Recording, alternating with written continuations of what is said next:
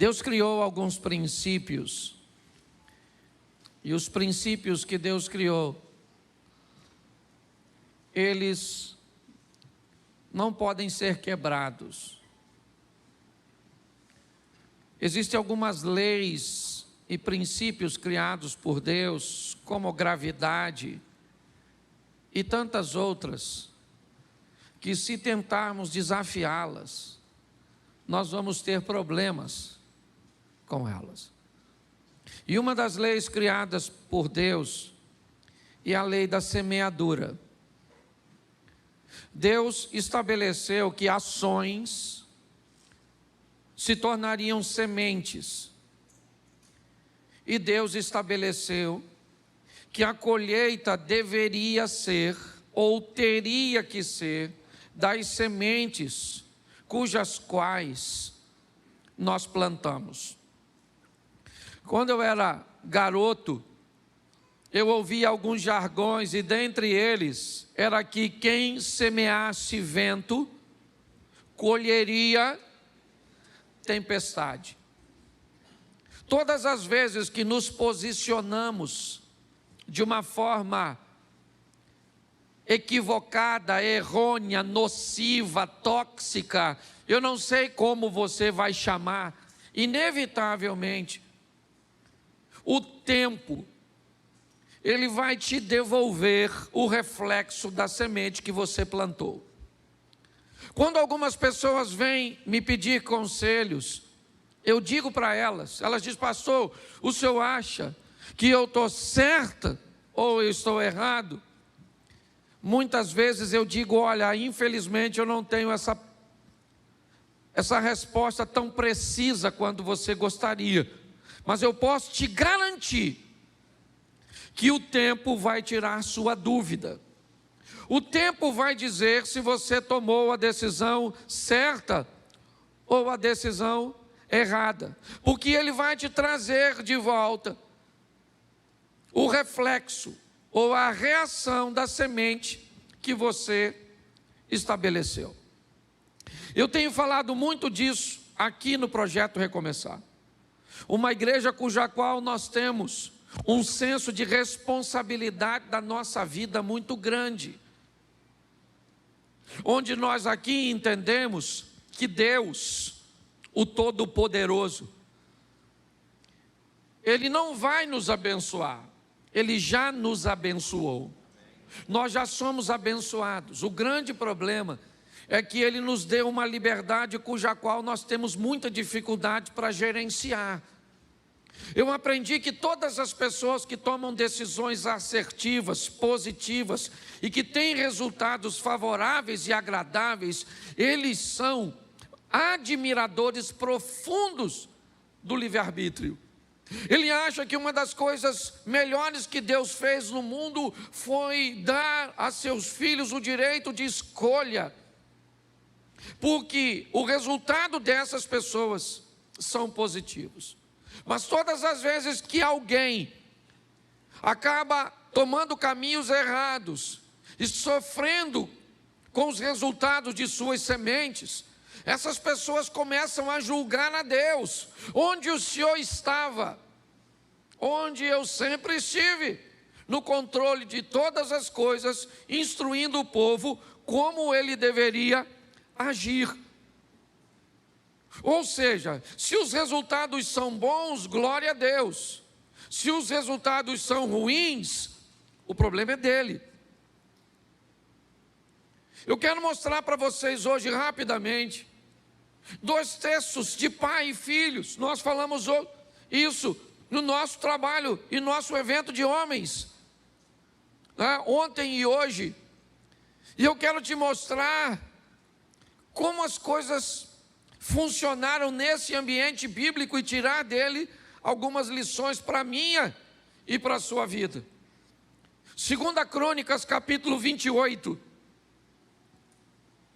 É a continuidade, da temática dos reis ou da monarquia de Israel. São os cronistas narrando, ou repetindo algumas histórias um pouco mais detalhadas. E aqui a história de Acais. Acais tinha 20 anos de idade quando começou a reinar, e reinou 17 anos em Jerusalém. Ao contrário de Davi, seu predecessor, não fez o que o Senhor aprova. Ele andou nos caminhos dos reis de Israel e fez ídolos de metal a fim de adorar os Baalins. Queimou os sacrifícios no vale de Ben-Rimom e chegou até a queimar seus filhos em sacrifício, imitando costumes detestáveis das nações que o Senhor havia expulsado de diante dos israelitas. Também ofereceu sacrifícios e queimou incenso nos altares idólatras, nos altos das colinas e debaixo de toda a árvore frondosa. Por isso, o Senhor, o seu Deus, entregou-o nas mãos do rei da Síria. Os arameus o derrotaram, fizeram muitos prisioneiros no meio do seu povo e os levaram para Damasco. Israel também lhe infligiu grande derrota. Olhe para mim aqui, porque eu quero conversar com vocês. Nós estamos olhando a decisão de um grupo bem pequeno, e aqui particularmente de um rei. Um rei que toma uma decisão, mas uma nação que vai colher o resultado da decisão que o rei tomou. O que me indica que nós precisamos melhorar a qualidade das pessoas que colocamos no poder e que deixamos responsáveis por tomar decisões sérias sobre a nossa vida. Isso vale desde um chefe de família, que ao se tornar um líder que toma decisões que podem fazer com que sua casa, sua família, seus filhos, seu casamento cresça, como fazer com que a derrota se estabeleça e se instaure no ambiente familiar. Isso pode ser usado em serviço, como um pastor que gerencia uma comunidade de fé, como um empresário que gerencia e administra um pequeno empreendimento ou grande, ou por que não dizer um ambiente político cujo qual se estabelece uma liderança sobre município, estado, certo? Sobre o país. O que nós estamos vendo é que Acás tinha 20 anos de idade quando ele começa a reinar em Jerusalém. E ele opta por fazer coisas ruins. E o texto diz que o resultado das decisões de Acabe sobrevém sobre o povo. A Síria vem com o seu poder forte, porque o rei, ao invés de adorar o Senhor, seu Deus, pois a Bíblia diz ali, ele faz uma aliança com Ben-Rimom. Sabe, aquele mesmo Deus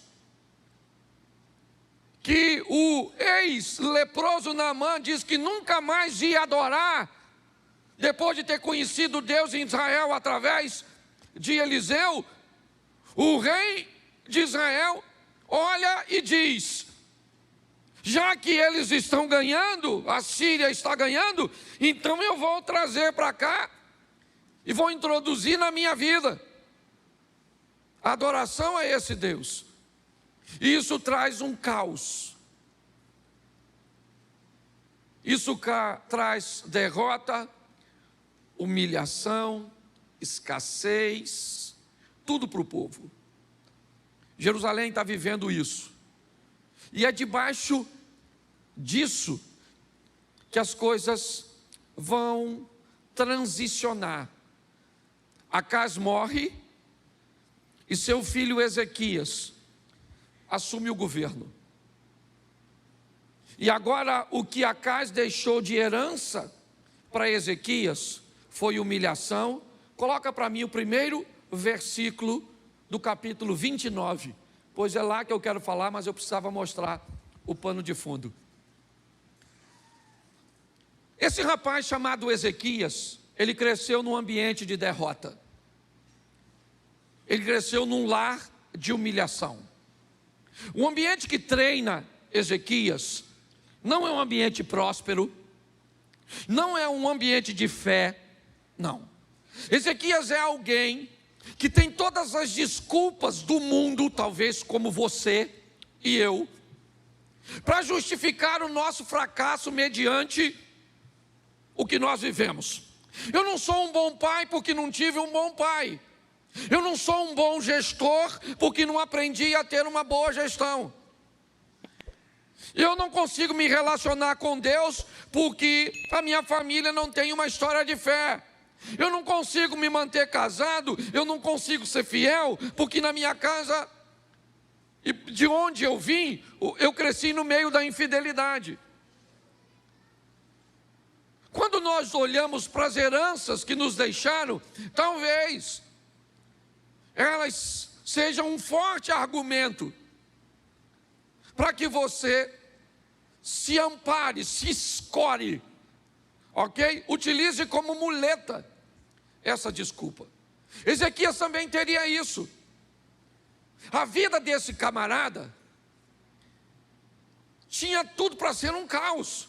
O pai dele morreu, e essa transição de morte de Acais para a gestão de Ezequias não precisa, na verdade, acontecer com a morte. Não, a palavra morte, o teor da palavra morte, quer apenas dizer separação. Nós podemos aplicar isso aqui de uma forma muito clara. Quando eu tenho condições o suficiente para me separar de meu pai, economicamente, me separar de meu pai, né, emocionalmente, quando eu tenho condições de viver a minha própria vida, quando esse cordão umbilical vai ser cortado, como é que eu vou me comportar agora, fora desse ambiente? Me parece que é apenas isso. Aqui Acais morreu, de verdade, Ezequias assume o governo, e um governo da sua própria vida, porque seu pai não está lá mais para ver. E agora, como é que ele age mediante a isso? É isso que eu queria ver com vocês. Por quê? Porque quando eu era apenas um itinerante, eu saía daqui para pregar uma mensagem na Assembleia de Deus da Penha, do pastor Silas Malafaia. E depois eu voltava para casa. E o que eu preguei lá, o efeito na vida dos membros, eu não via. Aí no outro dia, eu saía para pregar na outra igreja, em outro estado, em outro local, em outra denominação. Hoje eu estava aqui, amanhã acolá, e por onde eu passava, o que eu tinha de feedback, de resposta, é apenas: nossa, que palavra boa, que palavra legal, nossa, foi tão divertido, nossa, foi tão instrutivo, nossa, foi tão revelador, mas eu não tinha a mudança de vida. Eu aprendi nessa caminhada que uma igreja, para ser considerada bem-sucedida, não interessa se ela está cheia ou se ela está vazia. Eu posso te garantir que tem igrejas muito menores do que a nossa, muito mais bem-sucedidas do que a nossa. Uma igreja não pode ser medida como bem-sucedida pela sua arrecadação financeira. Não. Uma igreja só pode ser considerada bem-sucedida quando o nível de transformação que ela causa na vida das pessoas é alto. Isso é uma igreja de sucesso. Uma igreja que devolve depois de um culto um marido melhor do que aquele que entrou por aquelas portas, é uma igreja de sucesso. Uma igreja que devolve um filho melhor, um cidadão melhor de volta para a sociedade, um colaborador melhor de volta para a empresa, um cidadão mais consciente de suas responsabilidades para a vida social, alguém que não segrega, alguém que não discrimina. Essa é a nossa função. Quando a igreja consegue levar transformação para as pessoas, isso é uma igreja bem-sucedida. Então olhar e dizer: nossa, a igreja está cheia, já já tem outro culto. Só que o que acontece? Quando eu me tornei pastor de uma igreja, eu comecei então a ter a informação sobre a transformação das pessoas, que eu comecei a pastorear e a lidar com pessoas todos os dias. E aí eu comecei a ficar preocupado. E comecei a me perguntar se por onde eu passava, na verdade, não acontecia a mesma coisa. A gente prega. E o povo não melhora de vida. Do mesmo jeito. Certo? Olha e diz, nossa, que culto bom. Nossa, senti tanta presença de Deus. E mudou o quê? Mudou nada, rapaz. Mudou nada, estamos do mesmo jeito aí, levando a vida.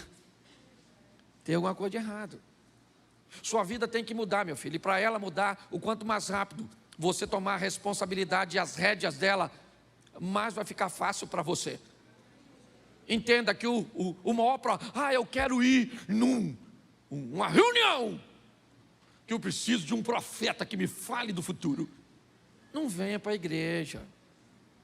Procure-se um vidente, com a bola de cristal, turbante. Porque se a Bíblia diz que nós vivemos debaixo de semeadura e colheita, se você quer saber o que você vai viver amanhã, olhe.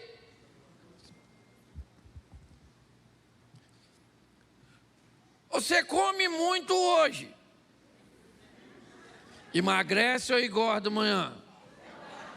Nossa, que revelação, agora eu virei profeta.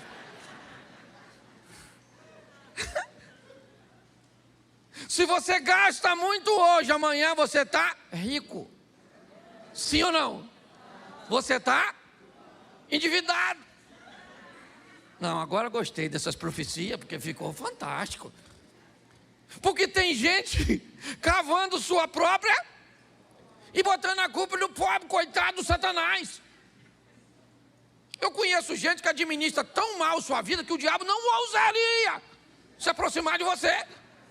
Eu disse, não, lá não, cara, o negócio já está ruim aqui. Eu ainda vou fazer uma visita a esse miserável, vai me pedir dinheiro emprestado. O devorador é ele, não sou eu. Você consegue entender? Está assim de gente, eu tenho falado isso direto, que entra no meu gabinete pastoral como vítima e sai como vilão. Vilão do casamento, vilão das finanças. E eu fico tentando achar onde o Satanás está aí. Não vejo. A pessoa está purinha, sozinha. Porque eu já falei isso aqui. Se tiver demônio, gente, é moleza. A gente chama os pastores, bota no meio, bota a mão na cabeça, faz o exorcismo. Sai, Satanás. A pessoa fica libertinha. Agora, se não tem o diabo, nós expulsa aqui. Sai de você, você mesmo, infeliz, sai daí, deixa esse corpo.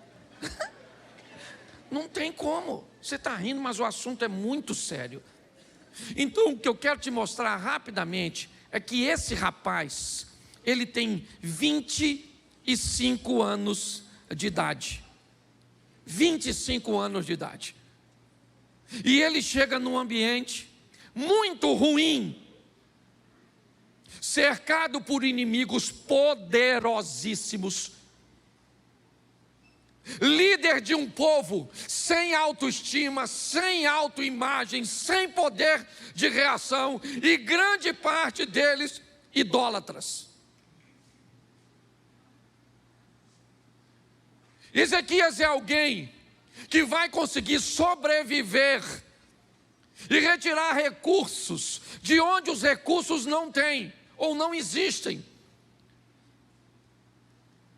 Ele é um grande exemplo para mim. Por quê? Porque ele cresceu vendo uma coisa que ele não quer para a vida dele. E agora? Agora chegou a vez dele subir no palco da vida e protagonizar a sua própria história. Foi assim com você, foi assim comigo. Chega um momento que a vida pega você e diz assim, ó, vai embora. Seu pai já não tem mais tanto domínio sobre você. Outras pessoas, a não ser que você deixe. Algumas pessoas são tão subjugadas em seus lados de formação, que quando chega a hora delas tomarem decisões, elas não conseguem. Ficam retraídas, preocupadas em tomar decisões e enfrentar críticas.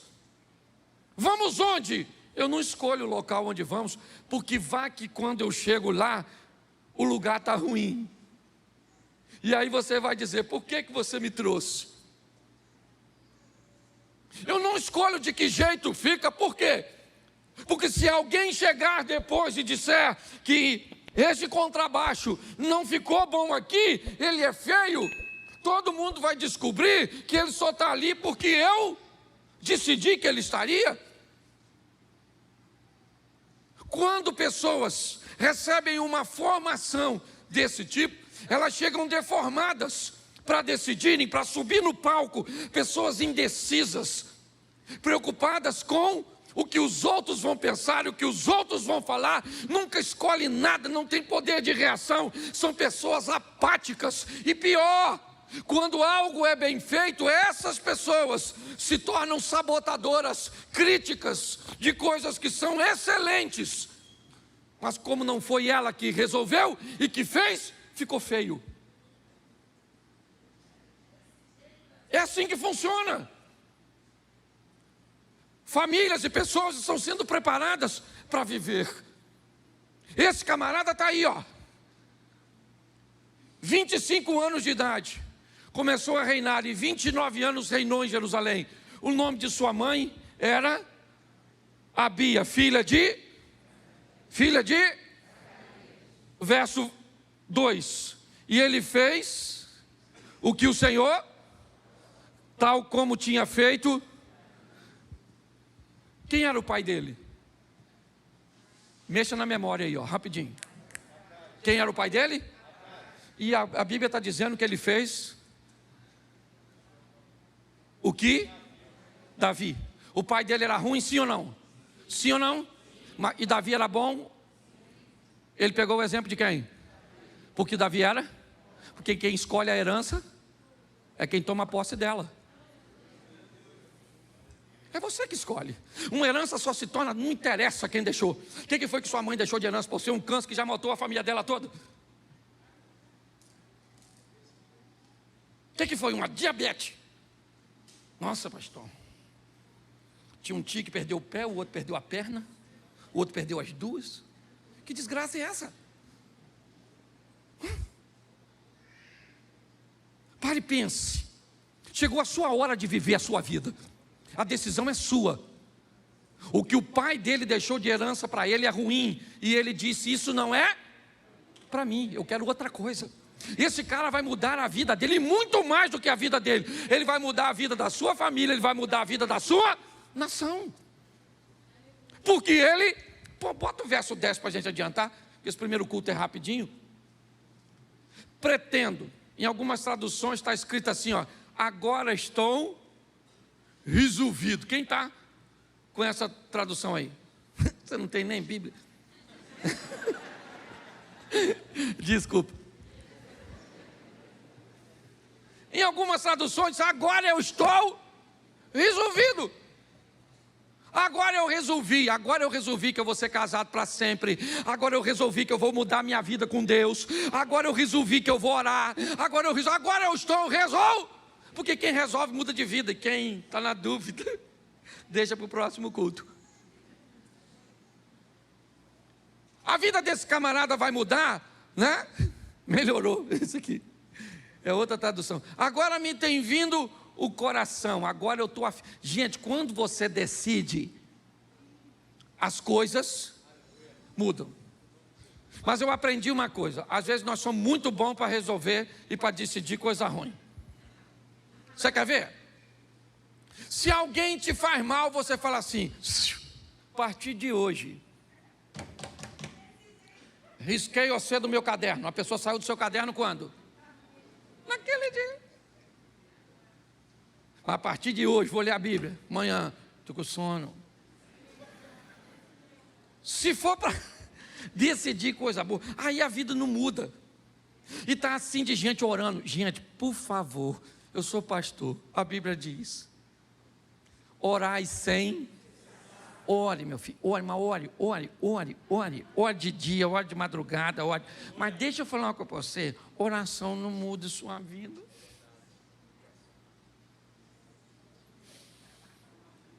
E sabe o que é pior? Quando você ora muito e vê o outro se dando bem, orando menos que tu.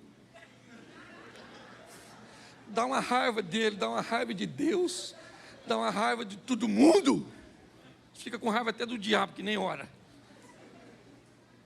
Porque não é oração que muda a sua vida, é ação, é atitude. Você está entendendo? O que vai mudar a sua vida é o que você faz, e não o que você fala. Esse dia eu estava num evento, achei muito legal o cara falar que é importante você lançar palavras para o seu futuro, porque as palavras são poderosas e mudam o seu futuro. Mas a minha cabeça pensou, eu mudo. O mudo se lascou nessa. Porque o mudo não muda de vida. Tem uma coisa que é maior do que você que você fala, é o seu poder de decisão. E preste atenção, volta para lá. Isso. Verso 3. No primeiro ano do seu, repete comigo, no primeiro ano e no primeiro mês. De novo, no primeiro ano e no primeiro mês. Porque quem quer mudar não muda amanhã, muda agora. Que história é essa? Vou mudar. Quando? Agora. Começa mudando aqui. Transformai-vos pela renovação da vossa mente. É mudar a mente. Pobreza, por exemplo, tem dois tipos de pobreza. Uma que está aqui e outra que está aqui. Eu conheço gente com bolso cheio, mas cabeça de rolinha. O cara compra uma Mercedes de 500 conto e não tira o plástico do banco para não estragar. O cara compra um carro de 300 cavalos e bota kit gás.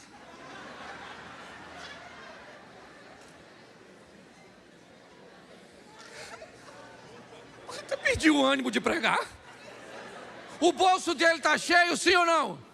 Mas a cabeça é pobre. Já tem gente que não tem nada mas a pessoa é riquíssima de mente. Eu sei que aqui tem gente muito mais assim, e um deles é aquele que vos fala. Essa mulher minha é riquíssima de mente. Dinheiro não tem. Gente rica de mente. Amém? Quando eu olho para esse camarada, eu vejo que ele muda. Quando? Na hora. Sua vida está ruim, quando você tem que mudar? Agora. Qual é o dia mais importante da sua vida? Qual é o momento mais importante? Então, querido, seu casamento muda hoje, muda aqui, muda agora. Sua saúde muda hoje, muda aqui, muda agora. O Brasil muda hoje, muda aqui, muda agora, porque nós lançamos palavra profética sobre ele.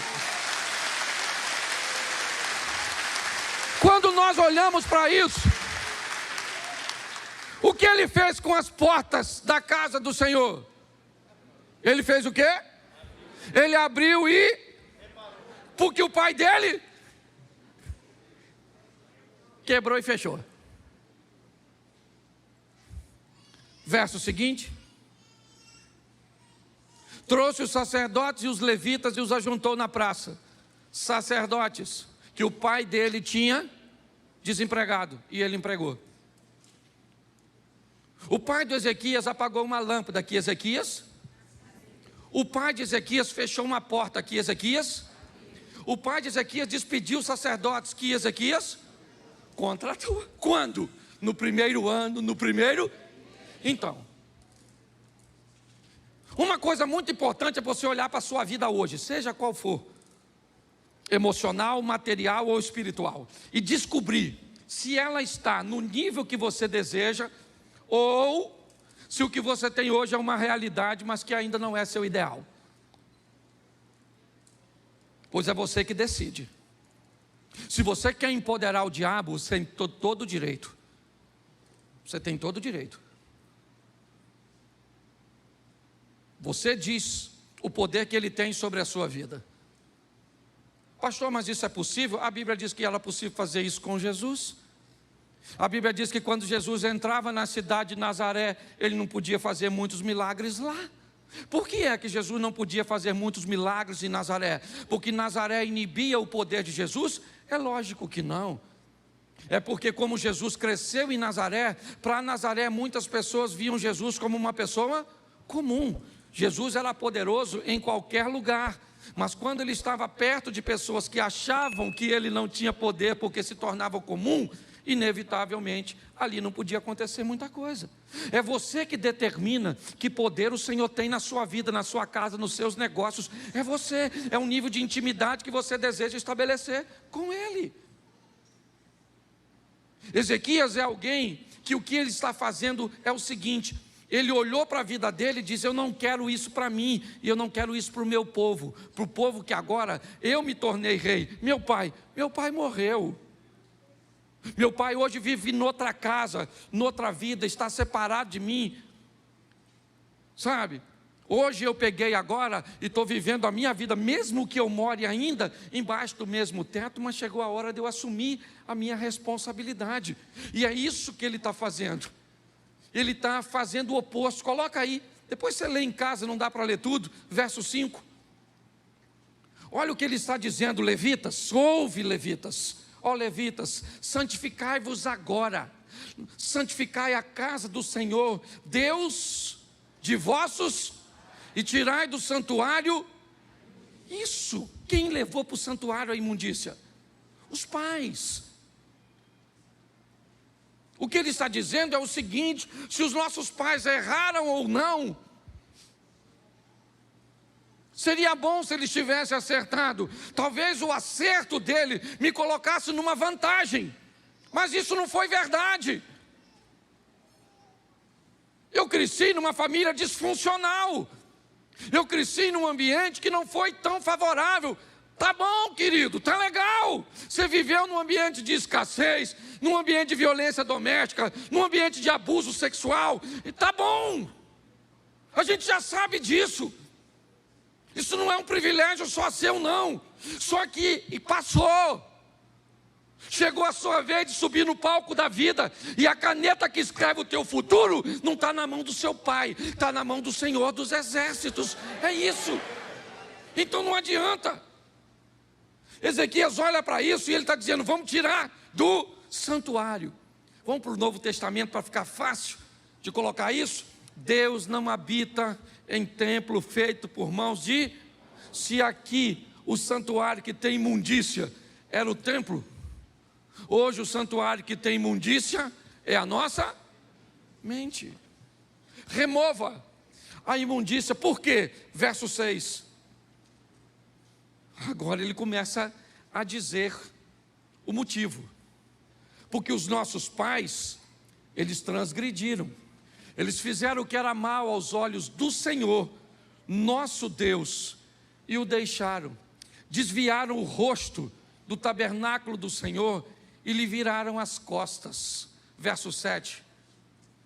Também fecharam as portas do alpendre, apagaram as lâmpadas, não queimaram incenso, nem ofereceram holocausto no santuário do Deus de Israel. Já que eles fizeram tudo isso, olha o que Ezequias disse, verso 9.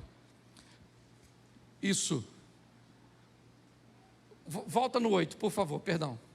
Pelo que veio a grande ira do Senhor sobre Judá e Jerusalém, e ele os entregou à perturbação, à assolação, ao assobio, como vós estáis vendo, né, com os vossos próprios olhos. Verso 9, porque os nossos pais caíram à espada, nossos filhos e nossas filhas e nossas mulheres estiveram no cativeiro.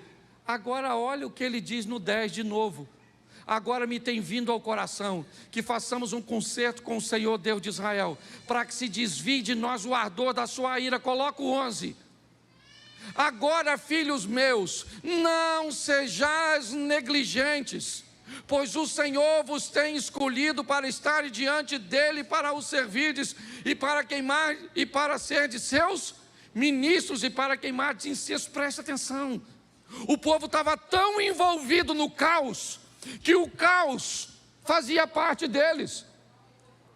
Ezequias está dizendo: gente, acorda, gente, não sejam negligentes, vamos viver com Deus tudo o que Deus tem para nós. Tudo que Deus tem para nós. O que Deus está dizendo é que nós estamos chegando na reta final. É importante nós amadurecermos e entendermos que grande parte do que nós estamos vivendo ou são resultados diretos das nossas ações ou das ações de nossos governantes. Por muito tempo, eu me omiti em falar de política, simplesmente porque nunca gostei da política partidária. Como sacerdote, eu nunca apreciei muito isso, porque todas as vezes que eu defendo um lado, inevitavelmente eu pareço estar do outro. Mas preste atenção no que eu vou dizer a vocês agora. O que nós vivemos hoje na nossa nação é mais ou menos uma briga de casal. Quando você vai ajudar um casal, você tem que ouvir ambas as partes, focar apenas o defeito de seu cônjuge. Nós não somos tolos. E tem uma coisa que eu luto, é para que não sejamos manipulados. Então escute o que eu vou dizer para vocês agora. É tolo quem diz que a esquerda nunca fez nada de bom. É tolo quem diz que a esquerda é ruim na totalidade. É lógico que não. Sabe quem diz isso? A direita. É como um marido falando mal da mulher. Mas é tolo quem diz que a direita não faz nada de bom. É tolo quem diz que a direita não presta. E sabe quem fala isso? A esposa, a esquerda. Quando nós olhamos para um ambiente, eu queria lembrar você, eu cansei de ouvir ao longo da minha caminhada, de que um cristão não devia falar de política. Ou seja, para eu falar de política, eu tenho que me desviar do evangelho. Que ignorância é essa? Como é que eu não posso falar de algo que eu sou um cidadão? E uma das formas de exercer cidadania é voto, é entendimento, é esclarecimento.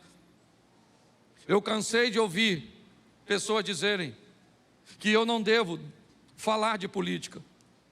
É verdade, mas eu nunca vi ninguém dizer para um político que ele não deve se meter nas coisas que acontecem na igreja. Nós estamos vivendo num ambiente de manipulação de mente. E aqui eu não estou defendendo quem está fazendo para lá nem para cá, porque todas as informações que chegam até a mim hoje, aliás, eu desafio você que está aí, qualquer um da igreja, reúne 5 coisas que falam de negativas da direita e da esquerda e me entrega, me dá uma semana para eu pesquisar, e eu garanto para você que mais da metade, tanto da acusação que estão fazendo para a esquerda ou para a direita, são mentirosas. Porque a sociedade hoje está pautada no interesse que não tem nada a ver com família, tem a ver com grana. Nós estamos mais ou menos no que vimos aqui nesse texto. Alguém que resolve decidir e dizer: eu quero Deus de volta para a minha nação. E Ezequias vai viver o extraordinário, mesmo recebendo um reino falido. Não dá mais para ficar em cima do muro. Nós precisamos entender, e vou explicar a você para onde vai, e termino aqui que eu tenho 1 minuto só, que nós estamos terminando um pouco mais cedo. Escute, hoje nós não estamos podendo falar de determinados pecados, porque nos tornamos, estamos intitulados com algumas questões que hoje ainda não são leis, mas que estão lutando para que elas sejam. Coisas do tipo homossexualidade, coisas do tipo divórcio, coisas do tipo corrupção e abuso de poder. Eu pergunto a você, para que serve uma igreja que não pode falar contra aquilo que a Bíblia condena como pecado?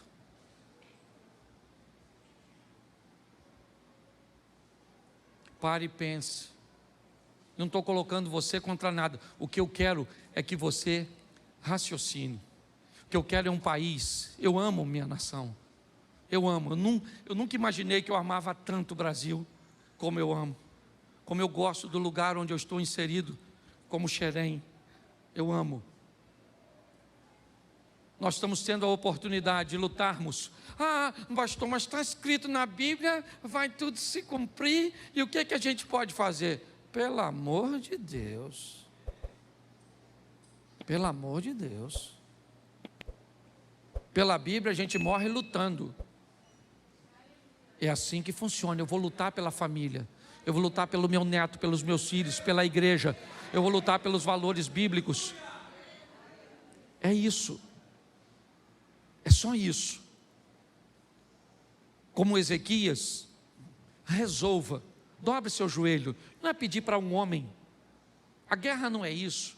Não é Lula, Bolsonaro. Que história é essa? Eles têm um sopro de vida. Estou vendo pessoas que deixaram de falar umas com as outras por causa disso. Não quero saber se é um ou se é o outro. O que eu quero saber, eu quero andar tranquilo na rua. O que eu quero saber é de precisar levar alguém que passou mal para um posto de saúde, ter atendimento, saber que nossos filhos estão sendo criados num ambiente de ensino saudável. É isso. E eu sei que você também quer isso. Então não vamos dar ouvido para essas situações, não. Eu acho que a gente precisa fazer as nossas manifestações pacíficas, sim. E aqui eu tenho gente de esquerda. Não vou pedir para você levantar a mão, não. Mas eu sei que tem. E não precisa ir embora, não, porque aqui a gente dá liberdade para você. Porque é seu direito. E ninguém pode cercear isso. Nós precisamos entender isso e amadurecer. Por quê?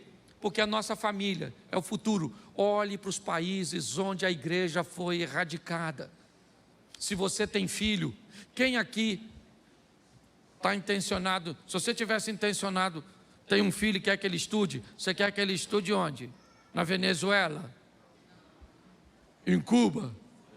Na China? Na Coreia do Norte? No Canadá você gostaria? Nos Estados Unidos gostaria? Na Inglaterra gostaria? Esse dia uma garotinha falou: pastor, eu quero direitos iguais, socialismo, bolsa da Louis Vuitton e smartphone, Apple. Eu olhei, 25 mil na mãozinha dela, 15 da bolsa, do smartphone. Eu falei: garotinha, nossa, seu discurso não condiz. Mas eu quero dizer e quero terminar aqui. O nosso país, fale quem quiser, a sentença é nossa, porque nós somos a igreja, e a Bíblia diz que o que a igreja liga na terra é ligado no céu. Então fica de pé, porque o nosso país pertence a Jesus. Isso. Feche seus olhos. Isso, você vai sair aqui por trás, o povo vai entrar aqui pela lateral. Feche seus olhos. Pai, muito obrigado por essa noite. Leva-nos aos nossos lares, abençoa este povo, ó Deus. Olha para cada lar, para cada família, para cada pai de família, que aqui saia maridos melhores, esposas melhores, filhos melhores, patrões, colaboradores, vizinhos. Nós vamos sair daqui melhor do que entramos, porque a Tua palavra, ela não volta vazia sem antes fazer aquilo que lhe apraz. Te damos graças por tudo, que tenhamos uma semana de boas notícias, uma semana de bons negócios, em nome de Jesus. Você pode dizer amém?